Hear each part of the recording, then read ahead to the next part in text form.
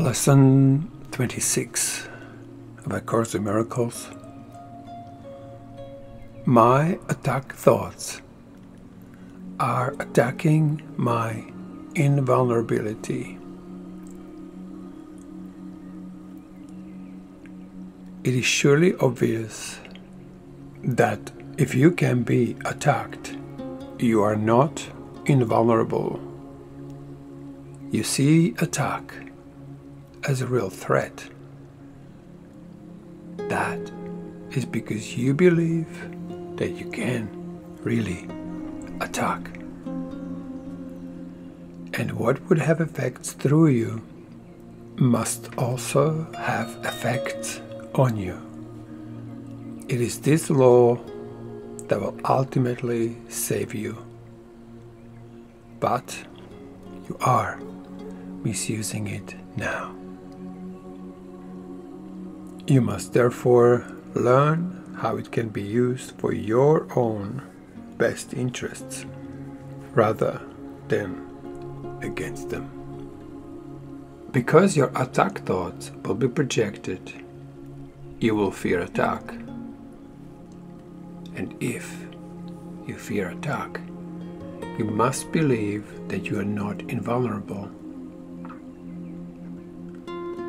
Attack thoughts therefore make you vulnerable in your own mind, which is where the attack thoughts are.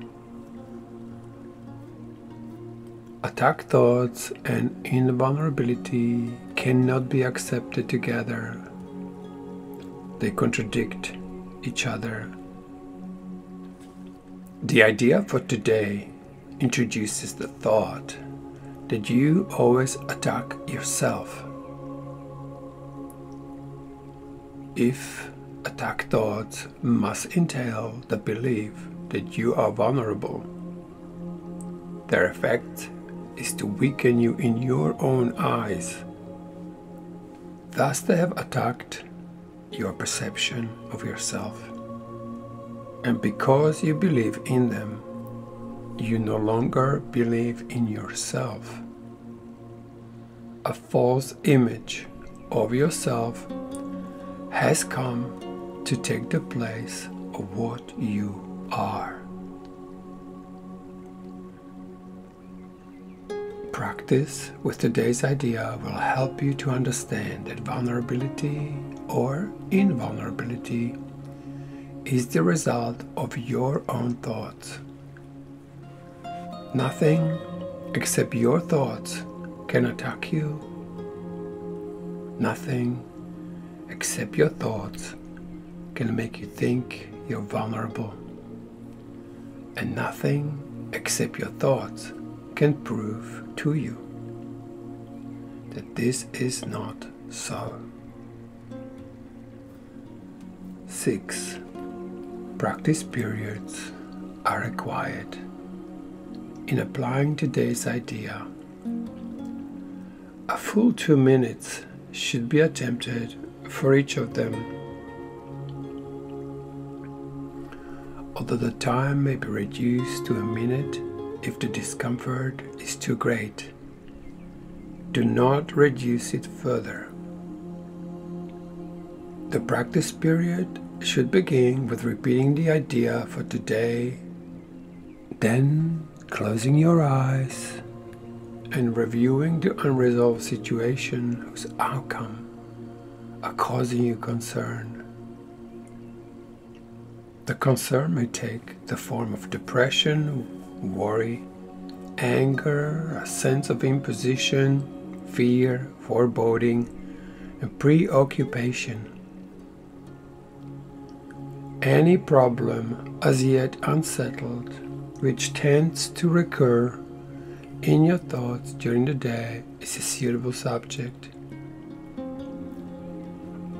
You will not be able to use very many for any one practice period, because a longer time than usual should be spent with each one.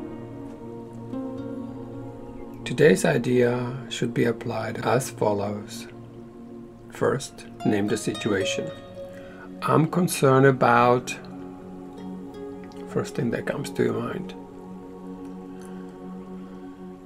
Then go over every possible outcome which has occurred to you in that connection and which has caused you concern, referring to each one quite specifically, saying, I am afraid,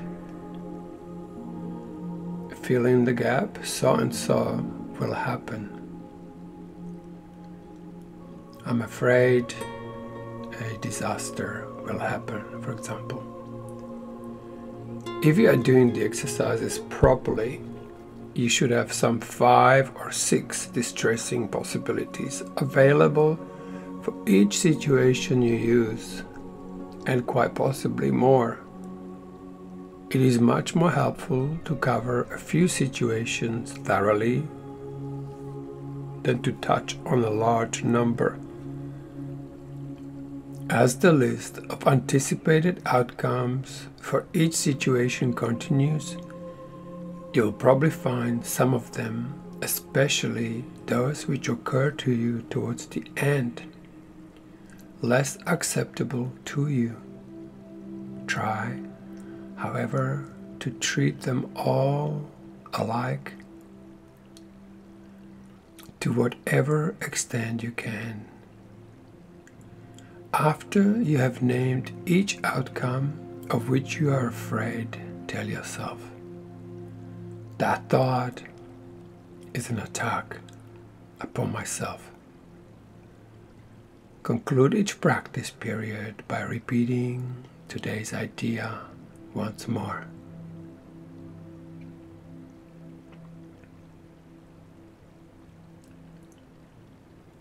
So the practices I'm concerned about, I'm afraid so and so will happen, and then say that thought is an attack upon myself.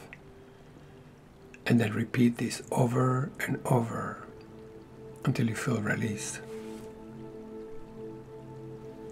My attack thoughts are attacking my invulnerability.